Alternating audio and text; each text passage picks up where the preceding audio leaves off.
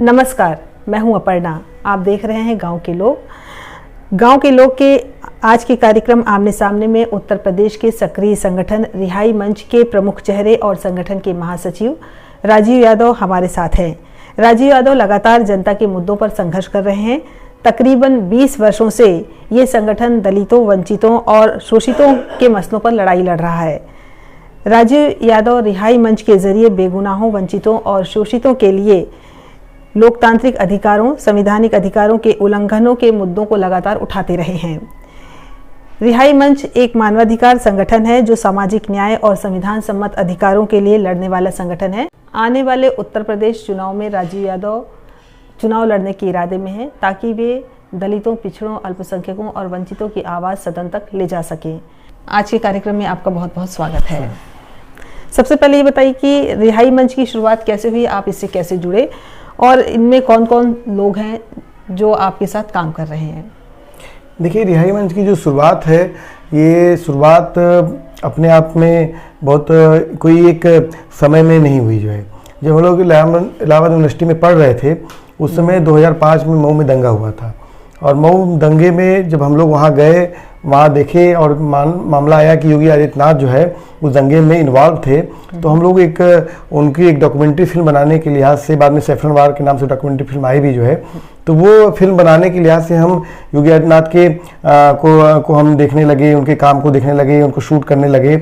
और लगातार उसी समय हमको इस बात को आया कि ये कोई कम्युनल आउटफिट ना होकर टेरर आउटफिट है। और बाद में वो दिखा भी, प्रज्ञा ठाकुर से लेकर कर्नल पुरोहित से लेकर तमाम मामलों में योगी आदित्यनाथ का भी मामला आया। तो बाद में हम लोग जब 2007 में आजमगढ़ के तारिक कासमी और खालिद मुजाहिद जो जौनपुर के रहने वाले थे, उनकी गिरफ्तारी हुई। और उनकी गिरफ्तारी के बाद पूरे आजमगढ़ और जौनपुर में आंदोलन शुरू हुआ।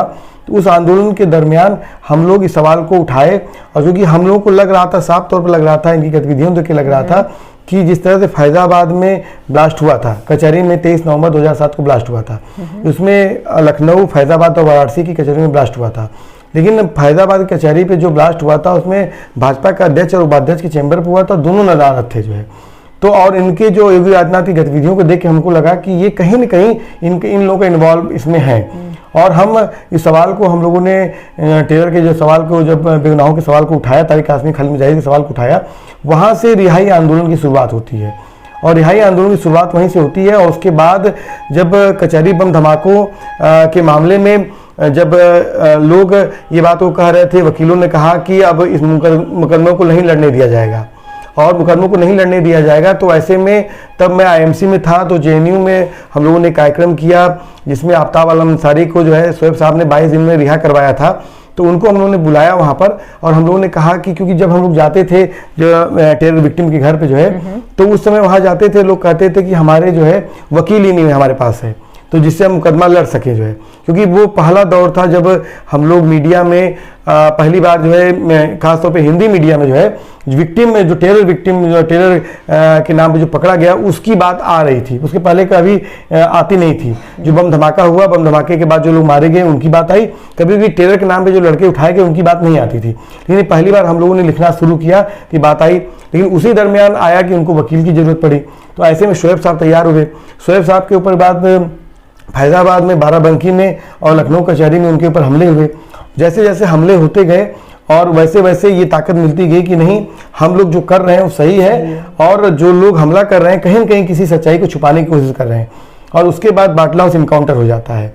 और 2008 में जो है 13 सितंबर 2008 को दिल्ली में बम धमाके होते हैं। उसके बाद 19 सितंबर 2008 को बाटला हाउस इनकाउंटर होता है। और उसके बाद उस घटना के बाद जो बात हम कह रहे थे कि आतंकवाद के नाम पर बेगुनाहों को फर्जी तरीके से फंसाया जाता है, ये पूरे देश में बात आई जो है। और बाटला हाउस इनकाउंटर को सब लोगों ने आज भी फेक मानते हैं, आज तमाम कोर्ट के तमाम जो फैसले आने के बावजूद जो है। तो आज हम एक पूरे जो आंदोलन का हमारा शुरुआत थी वो कहीं न कहीं वहीं से होती है। और हमारे आंदोलन की शुरुआत में वो तब बल मिलता है जब हमारे इस देश की सुप्रीम कोर्ट को भी बोलना पड़ा कि my name is Khan but I am not terrorist, ये मुसलमानों को कहना पड़े। और इसी परिस्थितियों में, इन्हीं आंदोलन की परिस्थितियों में जाते जाते 2012 में रिहाई मंच का गठन किया गया जो है। अच्छा, इसके तहत आप किस तरह से मुद्दों को उठाना शुरू किए? देखिए, पहले तो रिहाई मंच, जैसे कि रिहाई मंच का जो नाम ही है, शुरुआत में आतंकवाद के नाम पर कैद निर्दोषों का रिहाई मंच, ये इसका नाम शुरुआती दौर में इसका नाम यही था। और इसके बाद हम लोगों ने टेरर के नाम पर, चूंकि हम जब पढ़ते थे एक पॉलिटिकल साइंस के स्टूडेंट के बतौर जो है, तो हम लोग देखते थे कि टेरर के नाम पर जो लड़कों को गिरफ्तार किया जाता है उसमें कहीं न कहीं कोई पॉलिटिक्स है। और जब हम पॉलिटिकल साइंस के स्टूडेंट के बतौर देखते हैं तो लगता है कि साफ तौर पर टेरर एक स्पॉन्सर्ड है, स्टेट स्पॉन्सर्ड टेररिज्म है। तो और जो कि सिर्फ और सिर्फ मुसलमानों के यहाँ नहीं है, बड़े पैमाने पर आप आदिवासियों का देख सकते हैं जिनको माओवाद के नाम पर गिरफ्तार किया जाता है। हमने ऐसा नहीं है कि सिर्फ टेरर के नाम पर हमने मुसलमानों के सवाल को उठाया, हमने जब सीमा आज़ाद जी गिरफ्तार की गई या फिर यहाँ पर चोपन के जंगलों में जब इनकाउंटर किया गया माओवाद के नाम पर, तब उन सवालों को भी उठाया।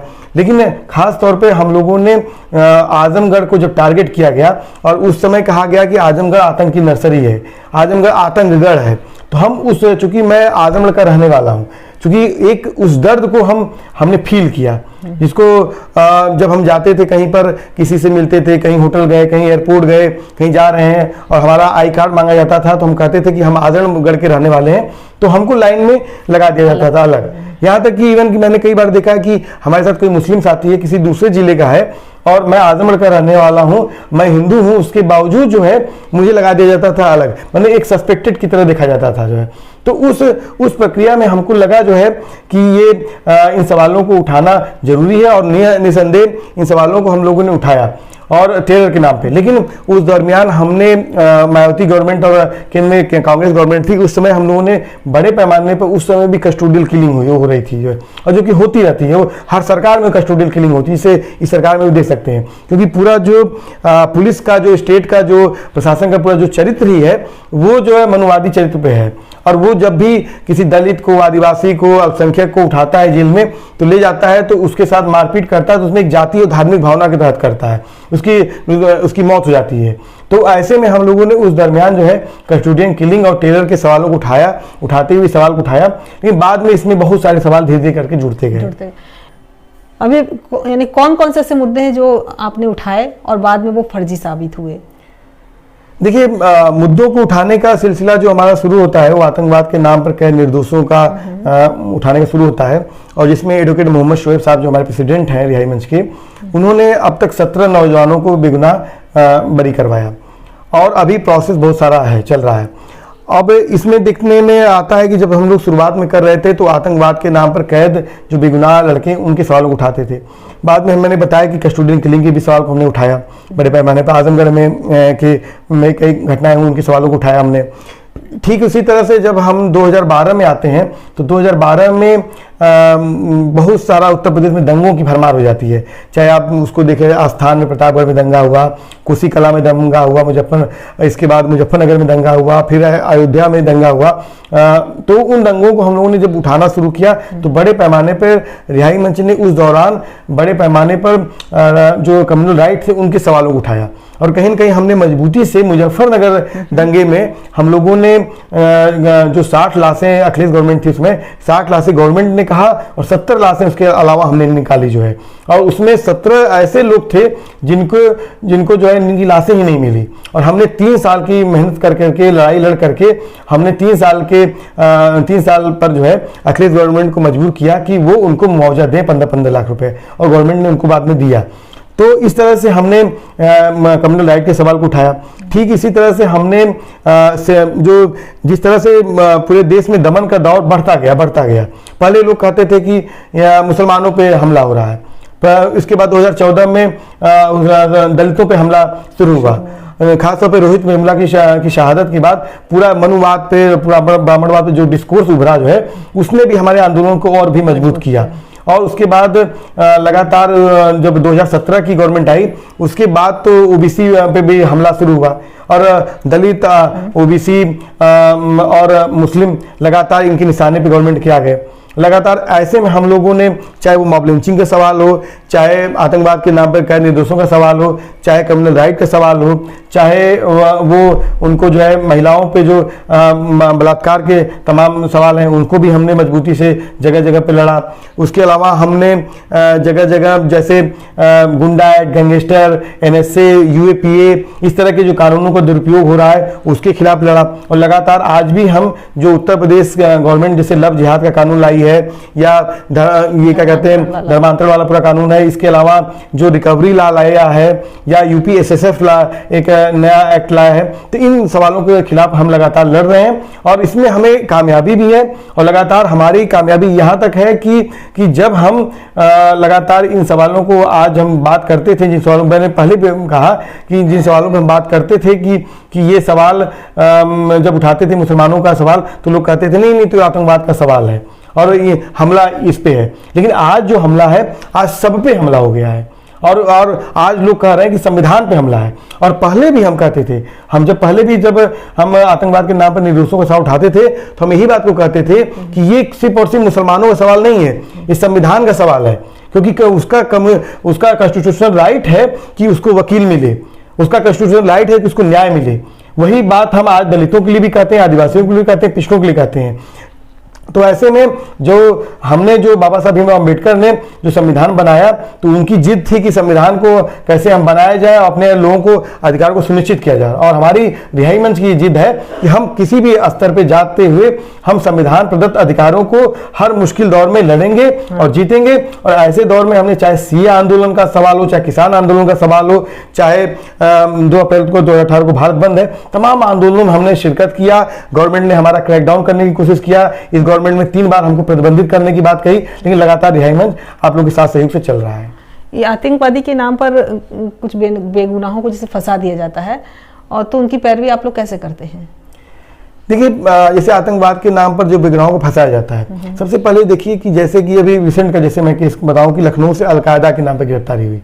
इससे क्या होता है कि जैसे कोई गिरफ्तारी होती है तो उसके बाद आता है कि हुजी, अलकायदा, सिमी, इंडियन मुजाहिदीन, ये एक स्टेट का एक नैरेटिव होता है और इस नैरेटिव पे वो लोगों को संतुष्ट कर देता है कि ऐसा है। जैसे मैं आपको सिंपल बताऊं कि जैसे हुजी के केस में सबसे ज़्यादा हमने बेगुनाहों को बरी हुए, हमारे जिन लड़ाई लड़ी गई जो है। अब 2007 में जब हम लोग इस सवाल को शुरू किए, तो उस समय तक लगातार लोग जो है लोगों के घरों पर जाना मुनासिब नहीं समझते थे कि जाए, क्योंकि ये उनके रिश्तेदारों का साथ छोड़ देते, उनके घर वाले साथ छोड़ देते। लेकिन मैं साफ तौर पे कहूँ कि आतंकवाद के नाम पर कैद निर्दोषों की ये जो लड़ाई है, इसमें महिलाओं का बड़ा योगदान रहा। जो लोग कहते हैं कि महिलाएं कमजोर हैं, महिलाएं बोलती नहीं हैं, लेकिन सबसे बड़ा, मैं चाहे वो आतंकवाद के नाम पे नहीं मैं कर रहा हूँ, मैं कर रहा हूँ इनकाउंटर के नाम पे भी कर रहा हूँ, मैं कर रहा हूँ मॉब लिंचिंग के भी नाम कर रहा हूँ, सबसे ज्यादा उस घर में जो पीड़ित घर है उसके घर में उसकी महिलाएं ही सामने आती, चाहे बहन आती है, कभी कभी बेटी आती है, कभी पत्नी आती है, कभी माँ आती है, लेकिन इसी रूप में पूरी लड़ाई लड़ी जाती है। चाहे उसको आप देख सकते हैं राष्ट्रीय फलक पे भी कि रोहित वेमुला की माँ एकदम खुले रूप में लड़ी, चाहे वो नजीब की अम्मा लड़ी जो है। तो ये लड़ाई हमारे दौर में भी जब आतंकवाद के नाम पर हम लोगों ने शुरू किया जो निर्दोषों को लड़ाई, तो उसमें हमने जो है सबसे पहले महिलाओं का बड़ा साथ सहयोग मिला जो है। दूसरा कि हमने कम्युनिटी के सहयोग से ही हमने इस बात को रखा कि रिहाई मंच ने हर समय रखा कि ये लड़ाई हम सबकी है। ऐसे में कम्युनिटी और परिवार समाज ही सहयोग करके उस केस को लड़े, क्योंकि अगर वो केस को लड़ता है, अपनी लड़ाई हम खुद लड़ते हैं तो हम ज़्यादा मजबूती देते हैं। उसके बाद कई और तंजीमें भी आई, आज कई तंजीमें बेगुनाहों के केसेस के लड़ने के लिए सामने आई हैं, उनके वकील आए हैं। और सबसे बड़ा मामला हुआ कि रिहाई मंच जैसे हमारे जैसे इस तरह के आंदोलन, जो भी आंदोलन है, मैं अपने आंदोलन की बात नहीं कर रहा हूँ, सबसे बड़ी मामला है कि आज जैसे सीए जैसा बड़ा क्रैकडाउन किया गया सीए के नाम पर, और हर जिले में, मैं उत्तर प्रदेश ही नहीं कर रहा हूँ, पूरे भारत में हर जिले में तमाम वकील लोग खड़े हुए, सिर्फ मुसलमान नहीं, हिंदू वकील भी खड़े हुए और सीए के नाम पर जो लोग पकड़े गए उनके साथ खड़े हुए। आज किसान आंदोलन में भी खड़े हुए। मतलब कि जो रिहाई मंच का फॉर्मेशन था, हम आज भी कहते हैं कि हम एक लीगल और पॉलिटिकल एडवोकेसी ग्रुप का है। हमारा ये काम नहीं है कि हम हर सवाल को हल कर दें, लेकिन हम समाज में वो चेतना लाएंगे, वो एडवोकेसी करेंगे कि लीगल और पॉलिटिकल एडवोकेसी हम उसके अधिकारों को पाएं, जो बाबा साहब भीमराव अम्बेडकर भी बात करते हैं कि इसीलिए हम संविधान सम्मत अधिकारों को पाने के लिए हर स्थिति में लड़ते हैं और स्थिति में उसके लिहाज से हर कुर्बानी देने को तैयार हैं। अच्छा, इधर लगातार पूरे देश में, खासकर उत्तर प्रदेश में महिलाओं के साथ बलात्कार, यौन उत्पीड़न और उनका अपहरण, इस तरह की बहुत सारी घटनाएं सुनने मिलती आए दिन। तो इस पर रिहाई मंच का क्या स्टैंड होता है? नहीं, देखिए, हम चाहे वो कुलदीप सिंगर का मामला हो, चाहे चिन्मयानंद का मामला हो, चाहे हाथरस में हमारी बहन का मामला हो, हर सवाल में हम पहले भी मैंने कहा कि ये जो रिहाई मंच की लड़ाई है, अगर हम जिन परिवारों में गए थे, जिन घरों में गए थे, मैं साफ तौर पर कहूंगा उस परिवार में लोग डरे थे, क्योंकि पुरुष तो डर के मारे गए घर छोड़ के भाग जाते थे, जो है महिला कोई बोलता ही नहीं था। महिला उसकी कभी माँ बोलती थी, कभी पत्नी बोलती थी, कभी बेटी बोलती थी, कभी कोई और बोलता था, कभी खाला बोलती थी, कभी मतलब इसी तरह से लोग बोलते थे। तो मतलब कि हमारी जो लड़ाई का जो आधार, जो नींव है, अगर महिलाएं नहीं होती, उनकी आवाज नहीं होती, शायद रिहाई मंच जैसे संगठन की नींव ही नहीं बन पाती। क्यों? क्योंकि हम तब खड़े होते हैं जब परिवार का कोई आदमी खड़ा होता है, समाज जब खड़ा होता है। और मैं बताऊं कि मुझे याद आता है कि खालिद मुजाहिद, जो हमारे बीच में अब नहीं रहे, जौनपुर के रहने वाले थे, जिनको 16 दिसंबर 2007 को गिरफ्तारी हुई थी और 18 मई 2013 को कस्टोडियल किलिंग की गई उनकी, जो है फैजाबाद और लखनऊ ले जाते हुए। मुझे याद आता है उनकी माँ और उनकी पत्नी का चेहरा, कि दोनों जो है उस समय वो सामने दिखती थी, आती थी। तो मतलब कि तो ऐसे में हम जो भी सवाल होता है, जब भी सवाल होता है, तो हमने बलात्कार का मामला हो, चाहे छेड़छाड़ का मामला हो, चाहे किसी भी स्तर का मामला हो, रिहाई मंच हर समय साथ खड़ा रहता है। और हमने आजमगढ़ और पूर्वांचल स्तर पर जो जहाँ पर हमारा ज़्यादा बेस है, ज़्यादा काम है, चाहे उन जगहों पर हमने जो बलात्कार के विभिन्न मामले आए, उसमें खास तौर पर दलित बहनों के मामले थे, उसमें हम लोगों ने उसकी कानूनी लड़ाई और उसकी राजनीतिक लड़ाई दोनों स्तर पर लड़ी। हमें याद होता है कि 2000 जो ये 9 का पूरा जो दौर चल रहा था, और पूरा वो दौर चल रहा था, उसमें लगातार मुकदमे पंजीकृत नहीं होते थे। आज इस तरह से मुकदमे पंजीकृत नहीं होते हैं। खैर आज तो ट्विटर, फेसबुक, तमाम चीजें होती थी, दबाव बन जाता है। लेकिन उस समय हम लोग एसपी के यहाँ, डीएम के यहाँ, तमाम लोगों से बातचीत करके जो है ये काम करते थे। और इसमें हमारे साथी संदीप पांडे जी और एसआर दारापुरी साहब आईजी जो रह चुके हैं, उनका बहुत बड़ा योगदान था। क्योंकि वो जहाँ पर खासतौर पर दारापुरी साहब, वो जहाँ पर पूरे पुलिस सिस्टम को समझाने में हमको बताते थे, वहीं पर वो लगातार ऐसे सवालों में उनको हल करवाने में, उनको एफआईआर दर्ज करवाने में हमारे काफ़ी मददगार रहे हैं। अभी जैसे आपने बताया कि पुलिस कस्टडी में एनकाउंटर हो जाता है, वो कोई भी सरकार हो, ये उनका चरित्र होता है। लेकिन इधर 5 सालों में जो योगी सरकार, इसमें फर्जी जो एनकाउंटर हो, उसकी संख्या बहुत अधिक मात्रा में बढ़ी है, चाहे वो दलित हो, मुस्लिम हो, अल्पसंख्यक हो। तो इनकी कितनी संख्या हो सकती है? और ये लगातार जो कुछ हो रहा है, क्या प्रोजेक्टेड होता है कि वास्तव में वो ऐसे व्यक्ति होते कि उनका एनकाउंटर करना पड़े? देखिए, अभी जो गवर्नमेंट का लगभग आंकड़ा है, बीच बीच में गवर्नमेंट जारी करती है, इसको अप्रिशिएट करते हुए जारी करती है, लगभग 8,500 इनकाउंटर का लगभग दावा करते हैं वो पिछले 5 सालों में। 5 सालों में। और लगभग 2,500 लोगों के पैर में गोली मारने की बात करते हैं, जिसको हाफ इनकाउंटर कहा जाता है। और इसके अलावा लगभग 150 से अधिक लोगों का अब तक इनकाउंटर में उत्तर प्रदेश में मारे गए हैं। हम कह रहे हैं कि जो आप कह रहे हैं कि अपराधी हैं, तो अपराधी की क्या किसी जाति और धर्म विशेष का होगा? लगभग मैं बताऊं कि जो शुरुआती 100 इनकाउंटर हुए थे, हमने उस पर एक अध्ययन किया था, लगभग उसमें 54 इनकाउंटर मुसलमानों के थे, जो है मतलब 54% इनकाउंटर मुसलमानों के हुए। उसके अलावा वो भी खास विशेष मुजफ्फरनगर और पूरा वेस्ट यूपी में। अब मैं आजमगढ़ पे आ जाऊं, एक जिले का आपको आंकड़ा बताऊं कि आजमगढ़ में इनकाउंटर किसका होता है।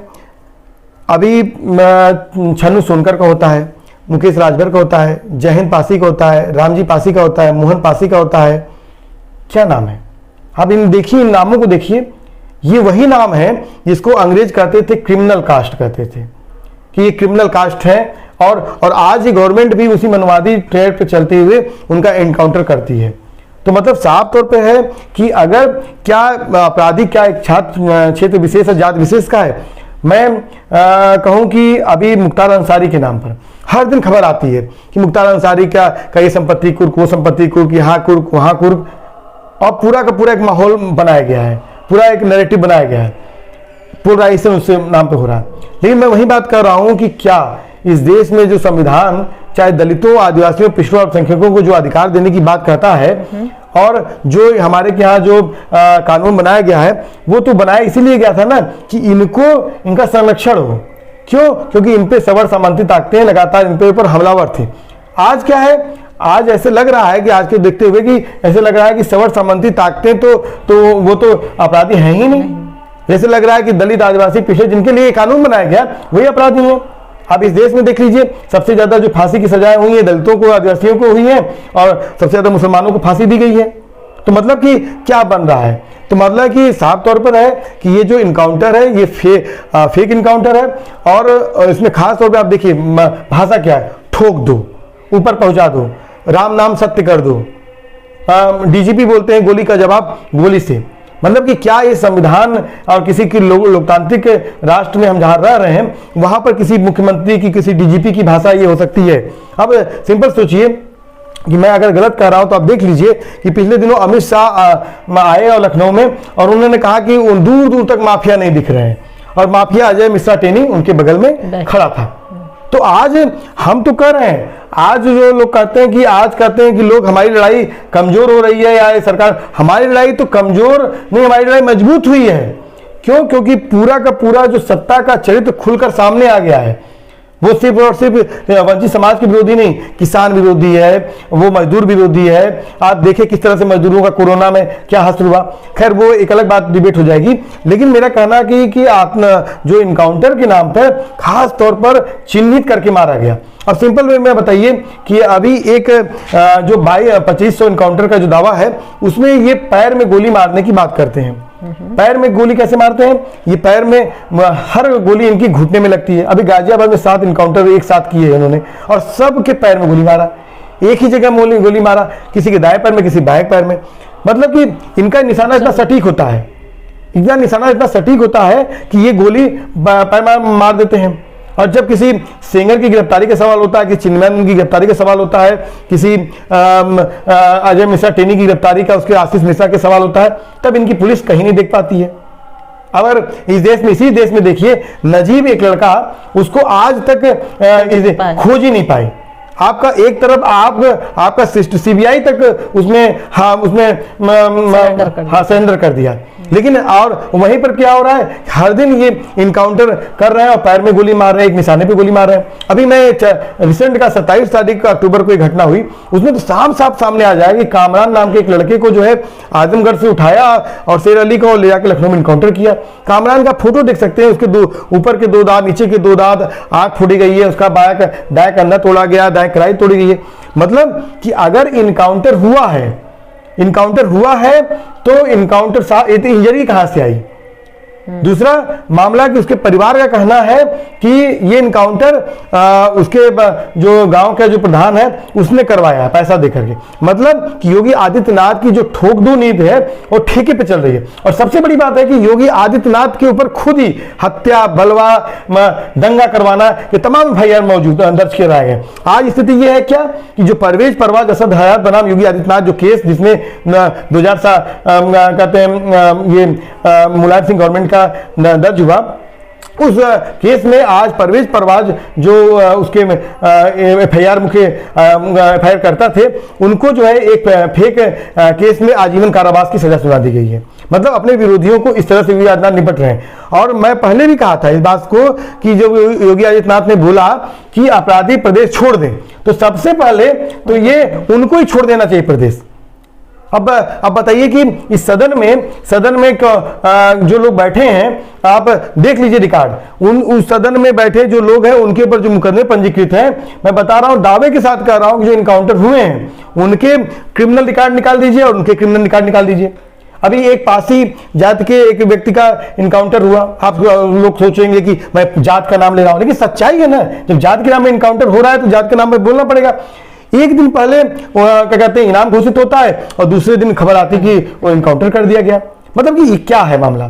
और अगर ये इनकाउंटर के जो अभी कामरान का इनकाउंटर का मैं आजमगढ़ के एसपी से मुलाकात की है, उनका परिवार डीजीपी से मुलाकात किया, खुलेआम दिख रहा है कि उसको इंजरी है, उसको मारा गया है, लेकिन फिर भी उस पर कोई भी कार्रवाई नहीं करते हैं।